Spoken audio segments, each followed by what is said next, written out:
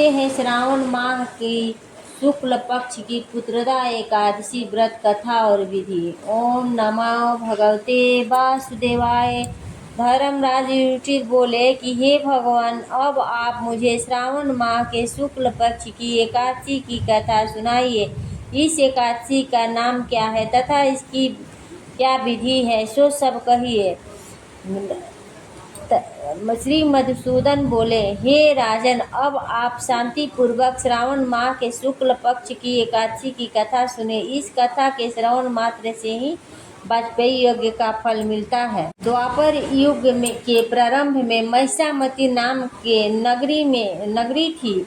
महाजीत नामक एक राजा उस नगरी में राज्य करता था। वह राजा पुत्रहीन था, इसलिए सदैव वह चिंताग्रस्त रहता था। उसे वह राज्य दुखदायी प्रतीत होता था, क्योंकि बिना पुत्र के इस लोक और परलोक दोनों में सुख नहीं है। पुत्र की प्राप्ति के लिए राजा ने बहुत यत्न किए, परंतु वह निष्फल हो गए। जब राजा वृद्ध होने लगा तो चिंता भी उसकी बढ़ने लगी। एक दिन उस राजा ने प्रजा को संबोधन करके कहा कि न तो मैंने अपने जीवन में पाप ही किया और न अन्यायपूर्वक प्रजा से धन एकत्रित किया है, न मैंने कभी किसी देवता और ब्राह्मणों का धन छीना है और न किसी की धरोहर ली है। मैंने प्रजा को सदैव पुत्र की तरह पाला है। मैंने अपराधियों को पुत्र और बाधकों की तरह दंड दिए हैं। मैंने कभी किसी से राग द्वेष नहीं किया है, सबको समान माना है। इस प्रकार धर्म युक्त राज्य करने पर भी मैं इस समय महा दुख पा रहा हूँ। सो क्या कारण है, मेरे कुछ भी समझ में नहीं आ रहा है। राजा महाजीत की इस बात को विचारने के लिए मंत्रीगण आदि वन को गए। वहाँ वन में जाकर उन्होंने बड़े बड़े मुनियों के दर्शन किए। उस स्थान पर वयोवृद्ध और धर्म के ज्ञाता महर्षि लोमस के पास गए। महर्षि को यथायोग्य उन सबने जाकर प्रणाम किया और उनके सम्मुख बैठ गए। उसके दर्शन से सबको बड़ी प्रसन्नता हुई और उनकी विनय करने लगे कि हे देव, हमारे अहोभाग्य है कि आपके दर्शन किए। इस पर लोमस ऋषि बोले कि ब्राह्मणों, आप लोगों ने के लिए विनय है और आपके सद्व्यवहार से मैं अत्यंत प्रसन्न हूँ। अब आप मुझे अपने आने का कारण बतलाइए। मैं आपके कार्य को अपनी शक्ति के अनुसार अवश्य ही करूँगा, क्योंकि हमारा शरीर ही परोपकार के लिए बना है, इसमें चिंत मात्र से भी संदेह नहीं है। लोमस ऋषि के ऐसे वचन सुनकर सब लोग बोले कि हे महर्षि, हमारी समस्त बातों को जानने में ब्रह्मा से भी आप अधिक आपकी हक है, अतः आप हमारे संदेह को दूर कीजिए। महिषामती नाम की पुरी में एक धर्म राजा राज्य करता है। महाजीत नाम का है। राजा का नाम महाजीत नाम है। वह प्रजा को पुत्र की तरह धर्मानुसार पालन करता है, परंतु फिर भी पुत्रहीन है।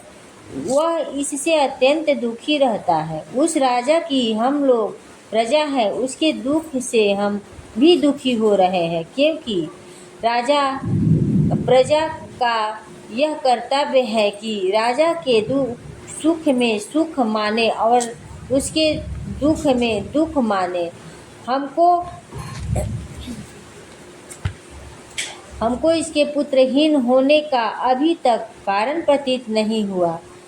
इसी से अब तय करने आए हैं और जब से आपके दर्शन किए हैं, हमको पूर्ण रूप से विश्वास है कि अब हमारा कष्ट अवश्य ही दूर हो जाएगा, क्योंकि प्रत्येक कार्य की सिद्धि के महान पुरुषों के दर्शन मात्र से ही हो जाती है।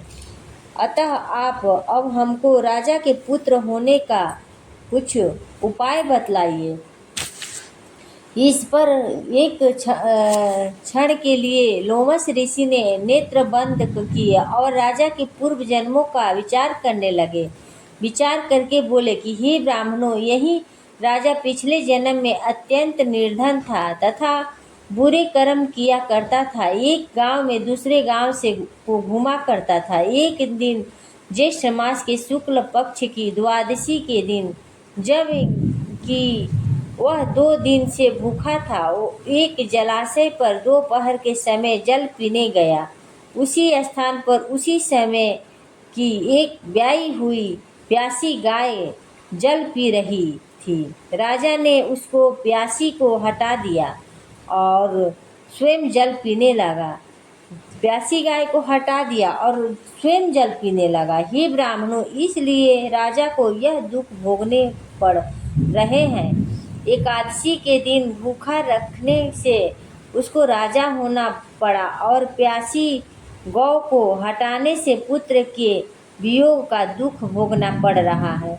सब लोग इस पर बोले कि हे महर्षि, शास्त्र में से ऐसा लिखा है कि पुराण शास्त्र लिखा है कि पुण्य से पाप नष्ट हो जाते हैं, इसलिए आप राजा के पूर्व जन्म के पाप नष्ट होने का कृपया करके उपाय बतलाइए, क्योंकि इस पाप से क्षय होने से पुत्र रत्न की उत्पत्ति होती होगी। ब्राह्मणों के ऐसे वचन को सुनकर लोमस ऋषि बोले कि हे ब्राह्मण, यदि श्रावण मास की शुक्ल पक्ष की पुत्रदा एकादशी को तुम सब लोग व्रत करो और रात्रि को जागरण करो और उस व्रत का फल राजा को प्रदान कर दो, तो तुम्हारे राजा को पुत्र रत्न पैदा होगा। इससे तुम सब लोग के तथा राजा के समस्त दुख नष्ट हो जाएंगे। मंत्रियों सहित समस्त प्रजा महर्षि लोमस ऋषि के वाक्यों को सुनकर प्रसन्नता पूर्वक अपने नगर को वापिस आए। उन सब लोगों ने श्रावण माह के शुक्ल पक्ष की पुत्रदा एकादशी को लोमस ऋषि के आज्ञा अनुसार विधि पूर्वक किया और द्वादशी को उसका फल राजा को दिया। उस पुण्य के प्रभाव से रानी ने गर्भ को धारण किया और 9 महीने के पश्चात उसके एक अत्यंत तेजस्वी पुत्र रत्न उत्पन्न हुआ। हे राजन, इसलिए इस एकादशी का नाम पुत्रदा पड़ा और मनुष्य पुत्र रत्न को प्राप्त करना चाहते हैं, उन्हें इस एकादशी का विधि पूर्वक व्रत करना चाहिए। इस व्रत के प्रभाव से इस लोक में सुख और परलोक में स्वर्ग को प्राप्त हुए। बोलो बोलो एकादशी महाराज देव की जय, महारानी की जय। ओम नमो भगवते वासुदेव। राधे।